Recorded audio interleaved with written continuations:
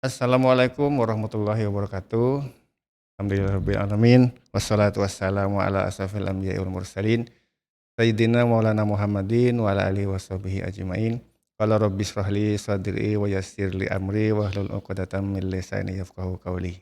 Alhamdulillah, puji syukur kehadirat Allah Subhanahu wa taala, kita sampai pada hari ini masih bisa menikmati indahnya Ramadan. Senang kan puasa atau nggak seneng? Coba mikir, Anda sebenarnya senang apa tidak puasa? Atau Anda terpaksa melakukan itu? Ada diskusi menarik ini. Oke, saya buka ini dengan beberapa pertanyaan. Ada yang bertanya seperti ini, "Ustaz, saya itu benar-benar terpaksa untuk melakukan puasa. Kenapa? Soalnya awalnya warung saya buka lama, gara-gara puasa saya nggak bisa buka warung, pendapatan saya menurun. Itu gimana hukumnya, Ustaz?" Ada yang bertanya seperti itu. Terus kalau Anda ditanya seperti itu gimana jawabannya? Nah, ini saya sedikit share, gimana harus menjawabnya. Jadi kalau ditanya tentang orang yang terpaksa puasa apakah dia dapat pahala? Oke, kita kembali ke masa lalu ya. Dulu Sayyidina Umar pernah melakukan ibadah yang sering juga kita lakukan kalau Anda melaksanakan ibadah umroh, yaitu mencium Hajar Aswad. Nah, pas mencium Hajar Aswad itu, orang kafir itu gremeng, "Umar, dulu sampean bilang kalau kita itu gak boleh nyembah batu, sampean kok batu dicium? Maksudnya apa?" Nah, maka Sayyidina Umar pada waktu dia mencium Hajar Aswad ngomong, "Hai batu, kalau bukan karena Nabi Muhammad pernah mencium sampean, saya tidak akan nyium sampean." Nah, artinya Sayyidina Umar melakukan mencium Hajar Aswad itu terpaksa. Tapi apakah dia berpahala? Jelas berpahala. Kenapa? Karena ngikut dari Nabi Muhammad SAW. Jangan-jangan Anda berpuasa tapi nggak tahu ini maksudnya apa. Nah, ini penting ini. Jadi mencium Hajar Aswad pada waktu itu Sayyidina Umar terpaksa melakukan itu tapi dia tetap dapat pahala. Nah, kita puasa, flashback lagi, kita putar balik. Niat kita puasa ini apa? Katakan dalam hati, "Ya Allah, kalau bukan karena Engkau yang nyuruh, saya gak akan puasa ini." Berarti niat kita puasa itu karena Allah sebenarnya. Sudah auto ikhlas. Disitulah letak pahalanya. Sudah ngerti kan kenapa meskipun kita terpaksa puasa, kita juga bisa mendapatkan pahala? Karena itu, niat kita dalam hati murni untuk beribadah kepada Allah Subhanahu wa taala. Makanya karena itu, orang yang berpuasa yang menilai Allah langsung. Yang menilai Allah langsung. Maka jangan ragu untuk berpuasa. Ustaz, kalau misalkan mokel-mokel tuh gimana? Nah, ini ada banyak perdebatan juga, ada pertanyaan juga seperti ini.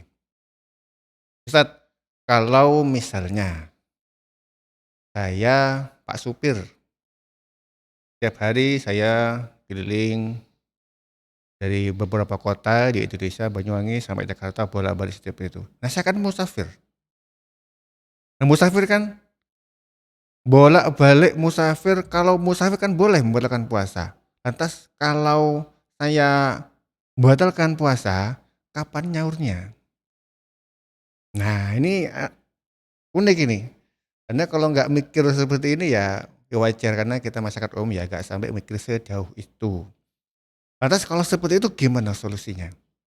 Oke, saya sedikit share, kalau misalnya Anda sering bepergian mungkin seperti saya ya. Saya itu setiap hari ke Surabaya, setiap hari ke Mojokerto, PP setiap hari, kadang beberapa kota saya lalui. Tapi saya tetap puasa, kenapa? Karena ada beberapa imam yang mengatakan bahwa puasa di sini, yang wajib puasa itu, yang dimaksud musafir di sini, musafir yang bukan dalam rangka bekerja. Kalau dalam rangka bekerja tetap wajib puasa. Musafir yang dimaksud di sini adalah musafir yang tidak bekerja. Misalkan sampean tiba-tiba mau ke negara mana, Anda musafir. Ya, maka di situ Anda musafir, musafir yang sebenarnya, bukan musafir dalam rangka profesi, beda. Jadi harus bisa membedakan mana itu profesi, mana itu musafir. Jadi paham ya kenapa kok supir itu harus tetap berpuasa. Karena secara didesain, badan kita itu sudah didesain untuk berpuasa itu agar lebih bisa memperbaiki otot-otot kita, bisa memperbaiki agar badan kita bisa lebih efektif bekerja. Salah satu pemenang Nobel Fisika tahun 2016 itu menjelaskan tentang konsep autofagi. Jadi di mana sel-sel kita yang rusak itu dimakan oleh sel-sel kita yang hidup. Jadi bayangkan 11 bulan kita hidup itu banyak sekali kotoran-kotoran yang tidak bisa dikeluarkan. Berkat puasa selama 1 bulan kita itu bisa melaksanakan namanya autofagi, memperbaiki sel-sel kita yang rusak berkat barokahnya bulan Ramadan. Nah, itu satu hal saja. Tapi apakah seperti itu tujuan dari bulan Ramadan? Ingat, ada yang pertanyaan seperti ini. Ustaz, kenapa sih kok pada bulan puasa banyak iklan tuh iklan makanan, gimana cara makan masakan berbuka puasa yang menarik, menu buka puasa yang keren, menu buka puasa yang sehat dan seterusnya. Apakah itu tujuan Ramadan ini sebenarnya? Bukan. Jadi tujuan bulan puasa itu bukan agar Anda bisa mempersiapkan bulan buka puasa dengan lebih baik, bukan seperti itu. Bahkan Sayyidina Ali pernah marah-marah sama istrinya. Marah sampai membentak, sampai memukul meja seperti ini. Gara-gara pas waktu puasa sunnah, menyamakan persiapan berbuka puasanya sama dengan Ramadan. Artinya ini ibadah sunnah, tapi kok persiapannya sama dengan ibadah bulan Ramadan. Terlalu mempersiapkan makanannya. Itu marah sampai mukul-mukul meja barang. Artinya bulan Ramadan itu bukan bulan makan-makan, bukan. Bulan Ramadan itu adalah bulan di mana Al-Quran itu turun. Kalau Al-Quran itu turun, mbok yo sampean terima. Gitu maksudnya. Bukan untuk sampean makan-makan, bukan. Salah besar kalau kita fokus makanan. Karena makan itu persiapannya, mencari makan, persiapan makan, makannya, kemudian minumnya itu butuh setidaknya 1 jam. Kalau makan siang, makan sore, artinya kita 2 jam bisa saving waktu untuk mengaji Al-Quran. Harusnya kita mengaji Al-Quran. Di bulan Ramadan ini full kita maksimalkan. Jadi alokasikan waktu yang awalnya untuk makan, minum, memasak. Alokasikan itu untuk membaca Al-Quran. Ustaz, ini ada yang nanya, Ustaz, kira-kira ibadah apa ya yang sebaiknya kita lakukan pada bulan Ramadan? Apakah baca Al-Quran aja cukup? Nah, ini saya sedikit share. Kalau Anda fokus kepada baca Al-Quran saja, Anda di level pertama.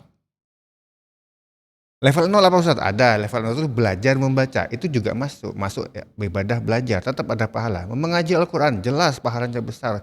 Satu huruf dalam setiap hurufnya ada 10 kebaikan di situ. Ustaz, kalau misalkan saya sudah baca, saya sudah hatam, apa yang sebenarnya saya lakukan? Pelajari maknanya. Kalau sudah pelajari maknanya, praktekkan isinya. Nah, 1 hari 1 ayat kita baca, kita praktekkan isinya, jauh lebih mantap. Kalau udah kita praktekkan, kita ajarkan kepada yang lain, kepada saudara-saudara kita. Tentu saja dengan cara yang baik. Izin dulu. Misalkan ke Mas, izin nanya, boleh nggak saya diskusi sebentar? Nah, boleh pakai kata kunci diskusi sebentar. Atau boleh menanyakan, boleh menanyakan. Sayyidina Husain pernah debat tentang tata cara berwudu. Sebenarnya cucunya Nabi ini pengen memberitahu si orang ini bahwa dia cara wudunya keliru. Akhirnya dia pakai cara yang unik. Dia ajak saudaranya debat. Cara wudunya kayak gini, itu salah. cara wudhu kayak gini itu salah. Oke, mari kita tanyakan kepada orang tadi yang keliru tadi. Kemudian ditanyakan, Pak, ini gimana cara yang benar? Cara saya atau cara dia? Tolong tunjukkan yang benar seperti apa. Akhirnya orang tadi ngakuin, oh caramu benar, cara saya yang salah. Artinya apa? Orang yang keliru tidak akan suka disalahkan. Caranya menegur adalah jangan sampai kita menyalahkan mereka. Tapi memposisikan mereka di posisi yang sejajar atau yang lebih tinggi. Kita bertanya kepada beliau yang ingin Anda tanyakan tadi. Kemudian tanya mana yang benar. Dan dari sana akan muncul ide untuk mencari yang benar yang sebenarnya seperti apa. Itu salah satu cara. Cara lain tentu saja banyak. Misalkan dengan kalau Anda tidak dengar suaranya, cari orang yang didengar suaranya oleh dia, panggil orang tadi, ngobrol bersama tadi, tapi tidak secara langsung. Jangan, Pak tolong ini ajarkan itu, keliru butuhnya, misalkan seperti itu. Enggak kayak gitu. Kita mungkin ngobrol dengan orang yang diajak, yang bisa dipercaya tadi, ngobrol, Anda tanya kepada orang tadi. Secara tidak langsung, Anda akan memberitahu orang tadi dengan tata cara wudhu yang benar, misalkan seperti itu. Oke, Tat, ini ada pertanyaan lagi. Ayat apa kira-kira yang berhubungan dengan puasa di dalam Al-Quran? Oke, kalau pertanyaannya itu kita buka Al-Quran. Di sini kalau Anda punya kitab di sini, kalau Anda punya HP, Anda buka di sini namanya kitab tafsir Ibnu Katsir seperti ini. Jadi di sini kita bisa mencari banyak sekali terjemahan-terjemahan berupa tafsirnya juga. Mari kita baca bersama-sama. Nah, yang berhubungan dengan puasa, kita bisa cari di sini puasa. Nah, seperti ini lebih enak.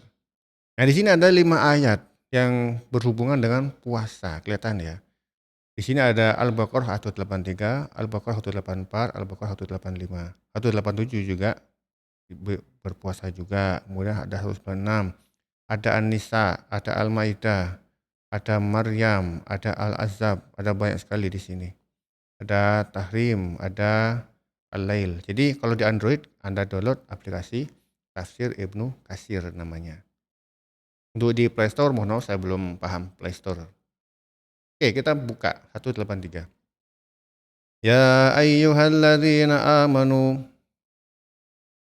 wahai orang-orang yang beriman, kutiba alaikumus syiyam, diwajibkan atas kalian berpuasa, kama kutiba alal ladzina min qablikum, kama sebagaimana kutiba diwajibkan alal ladzina kepada orang-orang yang min qablikum sebelum kamu. La'allakum tattaqun. Berarti orang sebelum Nabi Muhammad juga diwajibkan untuk puasa. Misalnya orang Yahudi dia berpuasa atas lahirnya Isa putra Maryam, berpuasa juga. Oke, kita lihat di sini. Kalau di sini kita baca terjemahannya sebenarnya belum cukup, maka kita harus baca tafsirnya. Kenapa? Kok harus baca tafsirnya? Agar kita memahami konteksnya lebih baik. Oke, kita baca di sini. Kalau di terjemahan Kebenaran Agama tahun 90, hai orang-orang yang beriman, wajibkan atas kamu berpuasa sebagaimana diwajibkan atas orang-orang sebelum kamu agar kamu bertakwa. Ingat tujuannya bertakwa. Pas sesuai dengan konteks turunnya Al-Quran. Agar kita bertakwa, kita harus terima Al-Quran itu. Sesuai kemampuan kita. Kita punya waktu 1 jam, oke 1 jam kita maksimalkan untuk Al-Quran. Kita punya waktu 2 jam kita gunakan untuk Al-Quran. Gantinya makan jadi. Ya kan?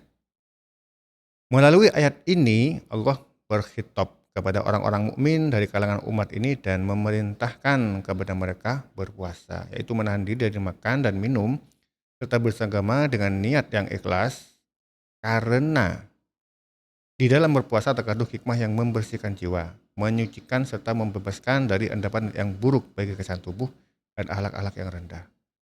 Dulu sempat Sayyidina Umar itu, ya dulu awalnya itu ya berpuasa itu tidak itu sehari semalam ya. Kemudian Sayyidina Umar sempat bersetubuh dengan istrinya, lapor kepada Nabi, "Ya Rasulullah, saya celaka saya. Ada apa Umar? Saya bersenggama dengan istri saya pada malam hari." Akhirnya turun ayat bahwa enggak malam hari, siang malam hari enggak apa-apa. Maka aman malam hari. Oke, lanjut. Di sini kita lanjutkan, Allah menyebutkan sebagaimana puasa diwajibkan atas mereka, sesungguhnya Allah pun telah mewajibkan atas umat-umat sebelum mereka. Dengan demikian, mereka mempunyai teladan dalam berpuasa. Dan hal ini memberikan semangat kepada mereka dalam menunaikan kewajiban ini, yaitu dengan penunaian yang lebih sempurna dari apa yang telah ditunaikan oleh orang-orang sebelum mereka. Seperti disebutkan dalam ayat di sini, ayat Al-Maidah ayat 48, "Likullin ja'alna minkum syir'atan wa minhaja walau sya'allahu laja'alakum ummatan wahidatan walakin liyabluwakum fima atakum fastabiqul khairat." Untuk tiap-tiap umat di antara kalian, kami berikan aturan dan jalan yang terang. Kiranya Allah menghendaki niscaya kalian dijadikan suatu umat saja. Tapi Allah hendak menguji kalian terhadap pemberiannya. Mana tadi?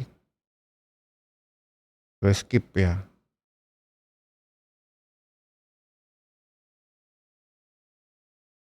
Tak ulangi lagi ke atas. Tadi, nah likulin ja'alna syir'atan. Oke, tak ulangi. Untuk tiap-tiap umat di antara kalian, kami berikan aturan dan jalan yang terang. Sekiranya Allah menghendaki, niscaya kalian dijadikan satu umat saja. Tapi Allah hendak menguji kalian terhadap pemberiannya kepada kalian. Maka berlombalah kalian dalam berbuat kebajikan. Muncul pertanyaan, apakah benar agama Islam itu agama yang paling banyak aturan? Paling banyak bukan Islam. Paling banyak aturan itu agama Yahudi.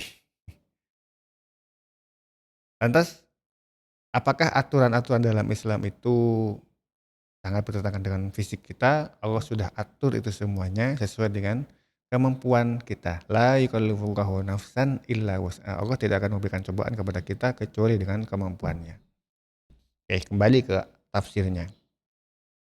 Karena itu maka di dalam ayat disebutkan, ya ayyuhalladzina amanu kutiba alaikumusyamu kama kutiba alal ladzina min qablikum la'allakum tattaqun. Hai orang-orang yang beriman. Anda beriman kan? Pastilah. Diwajibkan atas kalian berpuasa sebagaimana diwajibkan atas orang-orang sebelum kalian agar kalian bertakwa. Dikatakan demikian karena puasa mengandung hikmah menyucikan tubuh dan mempersempit jalan-jalan setan. Seperti yang disebutkan dalam Sahihain. Sahihain itu maksudnya Sahih Bukhari dan Sahih Muslim. Ya ma'asyaras sabab, man istata'a minkumul ba'ata falyatazawwaj wa man lam yastati' fa 'alaihi bis-shaum fa innahu lahu wijaun. Hai para pemuda, barang siapa di antara kalian yang mampu memberi nafkah maka kawinlah, dan barang siapa yang tidak mampu memberi nafkah hendaklah ia berpuasa. Karena sesungguhnya puasa merupakan peredam baginya. Kemudian Allah menjelaskan batas hari-hari yang dilakukan padanya puasa. Hal itu dilakukan bukan setiap hari agar tidak berat dikerjakan, yang diakibatkan nanti tubuh menjadi lemah dalam menunaikannya, melainkan hanya dalam beberapa hari tertentu. Memang demikian cara ibadah puasa pada permulaan Islam, yaitu mereka melakukan puasa 3 hari setiap bulan. Ini agar terbiasa ya. Kemudian hal itu dimansuh oleh perintah puasa bulan Ramadan sepenuhnya. Jadi akan dijelaskan kemudian. Jadi sebenarnya ya kita puasa itu apakah benar itu untuk menghayati orang-orang miskin? Mempraktekkan orang-orang miskin. Apakah benar seperti itu? Ini ada yang bertanya seperti itu. Sebenarnya kalau kalian ingin menghayati orang miskin, jadi miskin beneran seperti Nabi Muhammad SAW. Maksudnya gimana? Cobalah keliling orang yang miskin beneran, misalkan tukang becak ya. Anda buka tukang becak itu, Anda pinjam becaknya, Anda buka untuk ngelilingi Pak becaknya jadikan penumpang ya. Kemudian sampean ajak Pak becak tadi jalan-jalan sampai yang mengayuh. Nah, kalau pengen menghayati orang miskin ya seperti itu. Jadi sebenarnya kurang tepat ya untuk menghayati orang miskin tadi. Karena yang miskin dengan yang kaya itu lebih banyak yang miskin. Lantas yang miskin harus menghayati apa? Kita sudah miskin dari lahir, Pak. Harus gimana kita? Jadi ingat, fokus dari Ramadan itu bukan menghayati orang miskin, tapi fokusnya adalah apa? Masih ingat? Turunnya Al-Quran. Nah, ingat itu. Oke, kembali. Ajukan kita baca tafsirnya. Sesungguhnya telah diriwayatkan bahwa ibadah puasa pada permulaan Islam dilakukan sebagaimana yang biasa dilakukan oleh umat terdahulu sebelum kita, yaitu sebulannya 3 hari. Riwayat ini dari Mu'adz, Ibnu Mas'ud, Ibnu Abbas, Atta, Qatadah, Adha, Ibnu Muzahim. Puasa demikian masih terus berlangsung sejak zaman Nabi Nuh alaihi salam sampai Allah menasahnya. Nasah itu menghapuskan, ini maksudnya, dengan puasa Ramadan. Abad Ibnu Mansur meriwayatkan dari Al-Hasan Al-Basri sehubungan dengan firman-Nya. Hai orang-orang yang beriman, diwajibkan atas kalian berpuasa sebagaimana diwajibkan atas orang-orang sebelum kalian agar kalian bertakwa. Maka Al-Hasan Al-Bisri mengatakan, memang benar demi Allah, sesungguhnya ibadah puasa diwajibkan atas semua umat yang telah lalu bagaimana diwajibkan atas kita sebulan penuh. Yang dimaksud dengan ayyam ma'dudat ialah hari-hari tertentu yang telah dimaklumi dan telah diriwayatkan dari As-Sadi hal yang semisal. Ini uniknya di kitab tafsir Ibnu Katsir ini, satu ayat, beberapa hadis itu diceritakan secara lengkap, secara detail. Artinya kita nggak perlu ragu untuk itu karena dari beberapa riwayat dan itu dijelaskan secara detail.